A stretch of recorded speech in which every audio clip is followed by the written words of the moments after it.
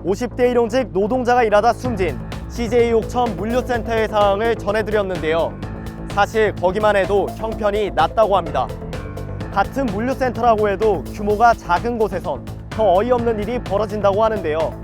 이번에도 단기 아르바이트로 취업해 직접 일을 해보겠습니다. 통근버스가 따로 없어서 외곽에 있는 물류센터를 알아서 찾아갔습니다. 법대로라면 근로계약서 쓰고 안전교육도 받아야 하는데 여긴 그런 게 전혀 없었습니다. 바로 작업을 시작했습니다. 2명이 한 조로 택배차 화물칸에 들어가 상자를 내려 레일에 올리는 일이었습니다. 꼭대기까지 쌓인 상자를 옮기다 보니 계속 얼굴이나 몸으로 떨어졌습니다. 이악 물고 일한 지 1시간 만에 화물칸 안쪽이 보이기 시작했습니다.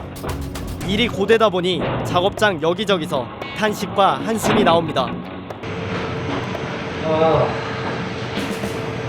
11톤 화물차 한 대 하차 작업을 끝내고 나자 팔이 떨리고 온몸에서 땀이 쏟아졌습니다. 한차 따고 나면 완전히 땀번 보여요.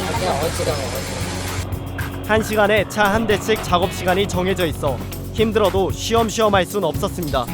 시스템이 다 있어요. 차를 비추고 있고 하차 시간을 1시간을 기준으로 차 하나에 그 시간이 오버가 돼버리면 사유를 저희가 얘기를 해서 화물차 한 대 끝내고 다음 차 올 때까지 겨우 한숨 돌렸더니 그 틈에도 마대에 담겨서 온 택배를 꺼내 분류하는 일을 해야 했습니다. 마대가 많이 나오면 쉬는 시간을 되게 편하게 1시간 꼬박이라면 다음 화물차, 또 1시간이라면 다음 화물차였습니다. 정신없이 일을 마치고 나니 오후 3시 반. 화물차 9대 하차 작업에 뒷정리까지 해서 총 8시간 반을 일했습니다. 법적으로 4시간에 30분은 쉬도록 돼 있는데 정해진 휴식 시간이 없었습니다.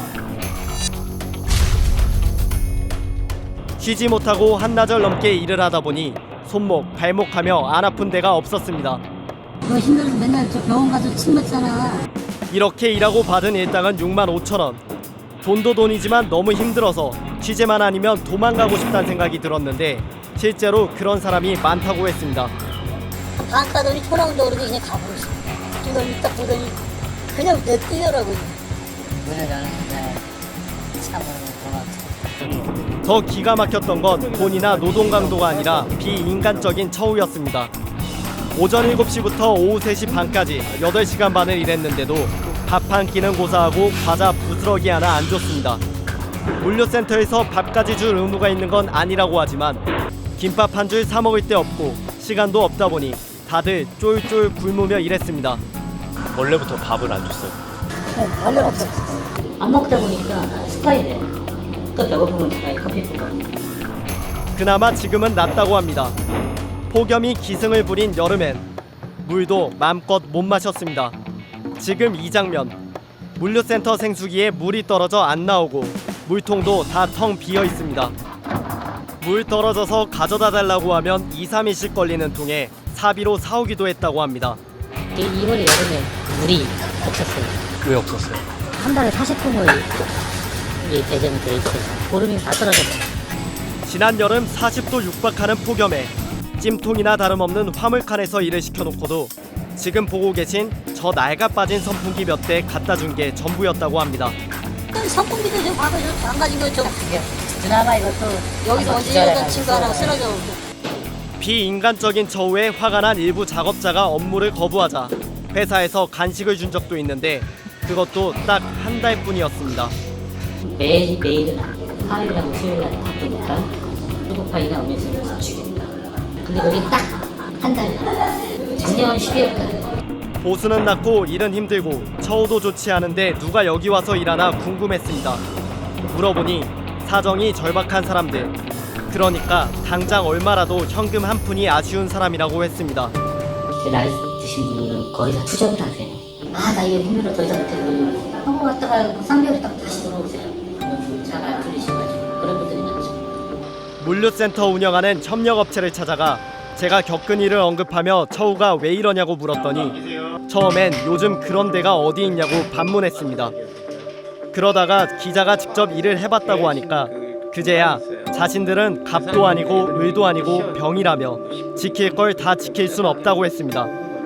협력업체에 하청을 준 대기업 택배회사에도 이 정도면 너무 심한 거 아니냐고 따졌더니 부족한 점을 보완하겠다는 입장만 문자 메시지로 밝힌 뒤 정식 인터뷰는 거절했습니다.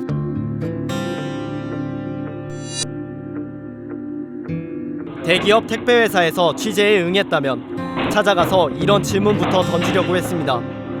먼저 법을 떠나서 오전 7시부터 오후 3시 반까지 중노동을 하는데 밥 한 끼 먹을 수 없다는 게 말이 되는지 묻고 싶었습니다. 또 한여름에 낡은 선풍기 몇 대로 버티고 종종 물조차 떨어져 못 마셨다면 이게 단지 하청업체만의 책임인지도 꼭 물어보려고 했습니다. 물류센터에서 일하는 사람들이 그리 거창한 걸 바라는 것도 아닌데 말입니다. 대기업 계열사 직원들의 준하는 대우나 보상을 요구하는 게 아니거든요. 최소한의 인간적인 대우, 그 다음에 휴식시간, 그리고 사람이 죽거나 다치면 기업으로서 당연히 져야 되는 기업 윤리라는 게 있죠.